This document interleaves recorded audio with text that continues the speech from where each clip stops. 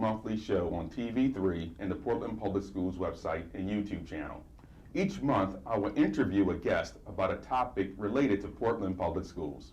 You can participate by using the new Let's Talk Portland link on the Portland Public Schools website to ask questions or to give your feedback. We're hoping by launching Let's Talk Portland to make public education the center of our community's discourse. I am delighted to be here today with Chris Hall, CEO of the Portland Regional Chamber. During the past year, the Portland Public Schools has partnered with the Chamber on several initiatives. And so we're here today to talk about an exciting program that will take place at the end of April. It's our second annual Principal for a Day program. So Chris, can you explain what will happen? Well, I can explain what happened was this. You walked into my office about a week after you started work here, and you said, I'd like to partner with the business community. Now, we've had a lot of great people working in the school system for years, but it was the first time that I've ever had somebody come in so directly and say, what can we do together? One of the things we decided to do was to bring the business community into the schools. It wasn't just show and tell. We wanted to make sure that CEOs in the business community could partner up with principals and help. They could learn about what goes on in school, but they could also lend their expertise because schools are changing. And just like in the business community, we have expertise, you have expertise, we could share. So that's what we did. We had each one of our schools got at least one CEO for a full day, and I got to tell you, magic happened. It was just terrific. And we were excited as well. We were appreciative of the partnership. Can you talk to me about how you believe some of the CEOs benefited from the Principal for a Day and this partnership? And then I'll share with you what I believe are some of the feedback from our principals. Good. Well, here's the first thing that happened. Our timing was absolutely spectacular, providential even, because just that week, the governor was issuing some very flawed report cards about our school performance. One of the things the CEOs got was a chance to get inside the school and really see how it operated. So we had, for instance, Lisa DeSisto, who's the CEO at the Portland Press Herald, visited the East End School. She was in a position to understand just how flawed that report card was. She jumped to the school's defense in the pages of her own paper. And it was because she had gained the benefit of being in the school and understanding, hey, this isn't a failing school. This school's doing great, and it's facing some big challenges that they're overcoming. Those were the kind of things the CEOs gained, a personal knowledge and a personal appreciation for just how hard schools work and just how successful they are in Portland. Well, I tell you, and I appreciate that perspective, our principals benefited a great deal as well from the insights that the business leaders shared with them. And as a result of this program, our schools have developed some ongoing partnerships with local businesses that are making a real difference for students. And some of those examples, are at the Presumpscot School that partnered with Unum in terms of the REAL program, where we have 30 volunteers from Unum. They go out monthly to read in pairs to students at each class at Presumpscot. And it's a K-5 school, and so each classroom has 2 Unum volunteers. They are reading to the students, and as a result, the students also receive a personal copy of the book that's being read to them for their personal library. And that's a huge initiative that we're certainly proud of, understanding that our goal was to create that community of readers. Some other exciting examples in terms of our principles and benefits of this partnership is John Markin, who you know, President and CEO of EnviroLogic. Right. He visited King Middle School last year as part of the Principal for a Day. His company is working with Portland Public Schools this year on initiatives to expand science, technology, engineering, math education in the district.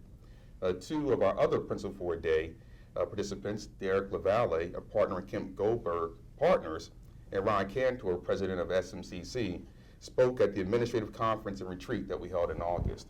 And so as we look forward for our second annual Principal for a Day program, how do you feel things are shaping up, and what are you hearing from the business community about this second event that we're looking to launch? Well, I want to say first about what that list you just shared.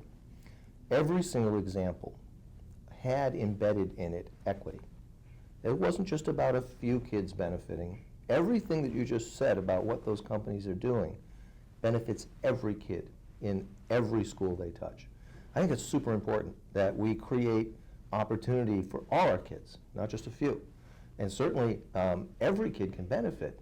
In the business community, we're facing a workforce shortage. We don't have enough people. We need all our children to succeed, not just some. These programs that you're making reference to me, that's the business community pitching in and recognizing we got to help, we got to raise them all up. And God bless, I mean, those examples are just the kind of alchemy I was talking about. You and I did not expect to see that kind of result. We would have been happy if people just got to know each other. Well, they did, but so much more happened. So, of course, the buzz is out there now. I mean, I've had people say, damn, I'm sorry I missed that. I want to do that next year. We've had people signing up before we even sent out the invitation already. So I got to tell you, it's a popular program. We knew it was going to work because we knew from other places in the country it could work. But here in Portland, where the community is so close-knit, I'm very hopeful that we're going to continue to see the kind of successes we saw last year and more. And could you inform our viewers as to what's going to be excitingly new this year as we build on lessons learned from last year? Well, first of all, to make sure everybody knows, what we do in the week of April 28th this year is we will have paired up CEOs with principals, and they will have talked to each other and decided, here's how we're going to spend our time. It'll be one full day out of that week for each pairing of a CEO and a principal. It may happen that we have a couple of CEOs this year because we are going to invite a much larger group of people. Last year was our first year, and we tried to keep it intentionally small. We're opening up the door now. And I wish I could tell you, what's going to happen. I wish I knew. But actually, it's kind of fun not to know because, sometimes the connections are obvious but just unacknowledged. And, you put people in a room and you get them talking about change and what can we do to support your school? And, oh my gosh, these great ideas come forward. So all I know is that we're going to have more people. There are going to be more opportunities for those aha moments. And, we are continuing to build class after class, year after year, business advocates for our education system and partnerships that support our children. I'm just very proud to be part of it. I think it's just great. Well, I tell you, I want to, and I appreciate that partnership and your willingness to understand the need for the schools and the business community to be inextricably linked in our ultimate goal, which is to have students graduate prepared for college, career, and life. And with that said, could you talk to us about what are some of those skills that you think today's high school graduates need to possess in order to be prepared for career? That is a complicated, but it's an excellent question. There are two responses you might hear in the community, maybe sound different, to me kind of go together. The first one is this. You've got to be numerate. You have got to be as good with numbers as you are with words. The economy of the 21st century requires numeracy at a higher level than before. And as we look at highly compensated positions, we'll see that. But here's the other thing. It's not enough to be numerate. This isn't just about learning math. Math's essential. We got to learn it. But we also have to have the human interface, the ability to work as a team, the ability to understand how other people work and to be able to accomplish tasks. All the soft skills that we talk about are critical to succeeding in the economy, because no matter what happens in the next 10, 20, and 50 years in terms of jobs, what won't go away is the necessity for people to be able to work together in effective teams. And that's, the schools teach that. And when the schools are successful, our students come out not just equipped with the science and technology that they need, that's important, but they also come out with the soft skills, the reading, the communications, the ability to stand in a room and say, here's my idea, what do you think, and refine it, the ability to work together in a group and get to a result that no one of us would have reached alone. You still see that being requested all the time in the want ads. If you look at ads right now, soft skills are always at the top of the list. You could be the most numerate person in the world, but if you can't communicate with somebody else, it's not really worth anything. So you may hear liberal arts versus science and tech. The truth of the matter is they are two pieces of the same puzzle. They're two sides of the same coin, and going forward, I think it's going to be even more important to master both sides of the equation.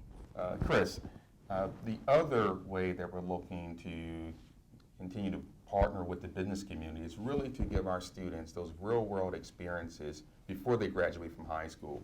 I just released and unveiled the district scorecard, and one of the metrics that we're looking at is how do we create opportunities for our students at the secondary level, we're talking high school, to engage in job shadowing experiences and internships so they can see the connection between the career that they aspire to and what they're learning in the classroom each and every day.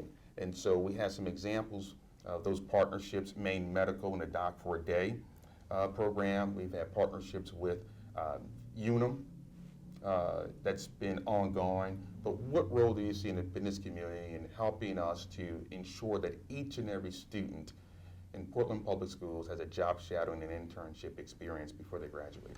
Let me share something with your viewers that they may not realize. Right now today, there is a fierce competition going on for talent. And employers are looking at every single student as a potential employee. So we are beginning to see in more and more companies serious internships, serious experiences in the workplace that lead directly to employment. Because the scary secret is this: there aren't enough workers. So this opportunity that students have today to engage in all the business programs that you just described, to go out in the world and say, I'd like to see what it's like, to spend a week working at an architectural firm. Oh, I didn't realize it was like this. I love it. Or, oops, no, that's not my choice. Either way is fine. But it gives both the student and the employer a chance to get to know each other. I got to tell you, in this part of the country, relationships are everything. And I know that a lot of students don't necessarily have those business relationships to start off. School and the business partnerships that are out there, it's a great way for kids to get that advantage back and to use it to help plot out their future. You're helping the businesses, they're looking for help, but you're also in charge. You as a student can direct that because you can choose. Nobody can make you do stuff. It's an opportunity that you can really seize. And I got to tell you, I mean, the successful companies in 10 years will have workforce recruitment that goes right back to secondary school. Really, really starting off very young. I know some companies that host second graders just to come and walk around and see what the place is like. Now, they're not going to necessarily hire somebody because of that, but that's the first step in the conversation.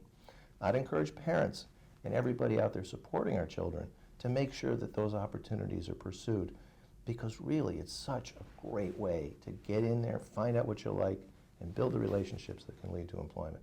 Well, I tell you, I also looked online because we often hear as educators that today's students is tomorrow's workforce, and that we are preparing students for the jobs of the future and jobs that don't currently exist yet. And so when I thought back over the last 10 years, I want to share with you 5 jobs that did not exist over the last 10 years. And these are 5 high-paying, highly skilled jobs. Director of Analytics, User Experience Director, Sustainability Director, Mobile Applications Developer, and Web Analyst. And so I think just those 5 positions really underscores those skills that you said are so important, so vital, that each and every student graduates from Portland Public Schools equipped, possessing, in order to make the best choices as they pursue, whether post-secondary and ultimately enter the workforce, being able to contribute and be leaders in a global economy.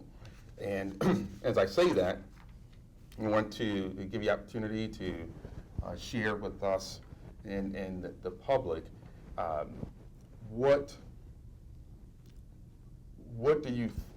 does a global economy look like? And you look at Portland, and for example, I use Envirologic again. It's a company that's situated locally but does business globally. Right. And so where does global competency fit into those skills that our students should graduate possessing? So as we watch the economy change, and it goes from being local and very 20th century, we make things and ship them around, it's going to, we think of things and we share them with the world. And The whole world's doing it. You know, this is an unplugged economy now. You know, you can graduate from Portland High School and find a business partner in China without ever traveling. And it's happening all the time. And we see it in some of our most successful companies here. But I think students need to be, they need to be open to the entrepreneurial nature of the new economy. Have a dream, have an idea, pursue it. Make sure you get the basic skills. Learn to read and write. Be numerate. You know how to use numbers. But then let your imagination take over and take a chance. You know, I mean, it's okay to fail even, believe it or not. Some of our greatest business people failed dozens of times before they found that success.